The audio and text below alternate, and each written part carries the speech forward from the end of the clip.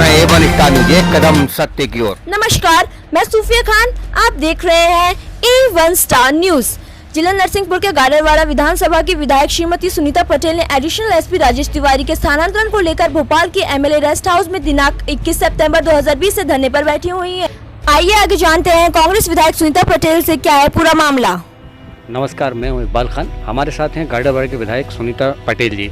पिछले 10 दिनों से धरने पर बैठी हुई हैं। इनकी समस्या और इनके मांग ये है सरकार से कि वहाँ पर एडिशनल एसपी राजेश तिवारी जी हैं जो जिनके अत्याचार की सीमाएं सारी पार हो चुकी हैं, ऐसा कहना है इनका। और पिछले 10 दिन से सरकार से उनको हटाने की मांग कर रही है, लेकिन सरकार इस ओर बिल्कुल संज्ञान नहीं हो रही है और ना अभी तक के इनसे कोई संपर्क किया गया है।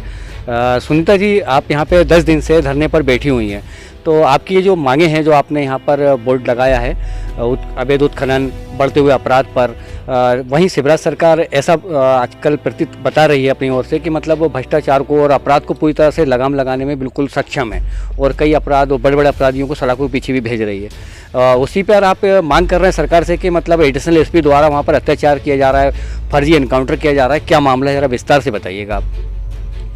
नरसिंहपुर एडिशनल जो एसपी हैं, तो वहाँ पर रेत का अवैध उत्खनन, जुआ, शराब, गांव-गांव में शराब जा रही है, तो हमारे यहाँ इसका विरोध हो रहा है। सारे लोग इससे परेशान हो गए हैं, तो सारे लोग चाह रहे हैं कि पूरा जिला चाह रहा है कि इनका स्थानांतरण होना चाहिए।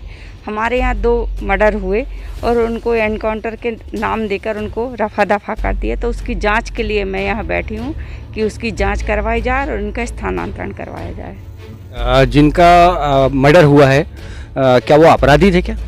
हाँ, पहले से थे, लेकिन किसी अपराधी को ऐसे मारना कहीं से किसी को छूट नहीं है। ये तो कानून का काम है, अदालत का काम है। ऐसे नहीं कि पुलिस वाले किसी को बुला कर मार सकते हैं। इस केस में ऐसा हुआ है कि उन अपराधियों को बुलाया गया, वो खाना खा रहे थे, उस वक्त उनको गोली मारी गई। इसके बाद उसको ले जाकर कहीं बाहर ले जाकर उसको एनकाउंटर का नाम दे दिया। उसके बहुत सारे सबूत ऐसे हैं कि उससे पता चलता है कि ये फर्जी एनकाउंटर किया है।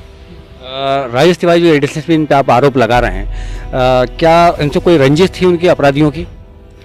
अब ये तो जांच का विषय है, ये अदालत जांच करेगी। इसकी न्यायिक जांच होना चाहिए। न्याय के संज्ञान में मैं इसको लाना चाहती हूँ, प्रशासन के संज्ञान में कि इसकी जांच हो तो सारे सबूत इसको मिल जाएंगे।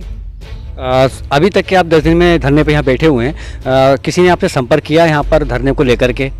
किसी ने संपर्क नहीं किया। मैंने 4 तारीख को लेटर दिया था और उसने 20 तारीख का समय दिया था कि 20 तारीख तक आप जांच करवाइए, और जो जांच में अगर वो सही पाए जाते हैं और तो उन पर कार्रवाई होना चाहिए और नरसिंहपुर से उनका स्थानांतरण होना चाहिए।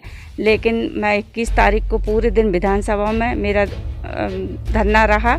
उसके बाद से 20 तारीख से मैं आज यहाँ बैठे हुए मुझे 10 दिन हो रहे हैं, लेकिन कोई अभी तक कोई खबर नहीं मिली।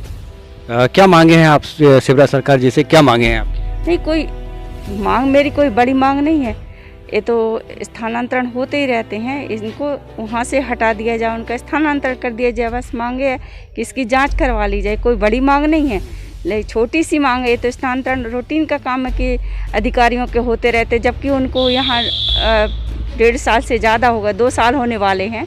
इसके बाद भी उनको नहीं हटाया जा रहा। इतने सारे गंभीर आरोप होने के बाद नहीं हटाया जा रहा, तो मेरी समझ से परे है ये सरकार क्या कर रही है।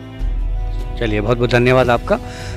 एक और अभी हाल ही में आपने डीजी का मामला सुना होगा, घरेलू हिंसा पर उनको तत्काल प्रभाव से हटा दिया गया था, लेकिन वहीं एक महिला पिछले 10 दिन से प्रताड़ित हो रही है, सरकार से मांग कर रही है समस्याओं को लेकर, जबकि ये मांग जनता के लिए है, लेकिन फिर सरकार सुनने को बिल्कुल तैयार नहीं है। 10 दिन में किसी संपर्क नहीं किया। कहीं ना कहीं ऐसा प्रतीत हो रहा है कि कांग्रेस और बीजेपी को लेकर के भेदभाव है, क्योंकि ये विधायक जो हैं ये कांग्रेस से हैं और सरकार अभी मध्य प्रदेश का ना बीजेपी की है।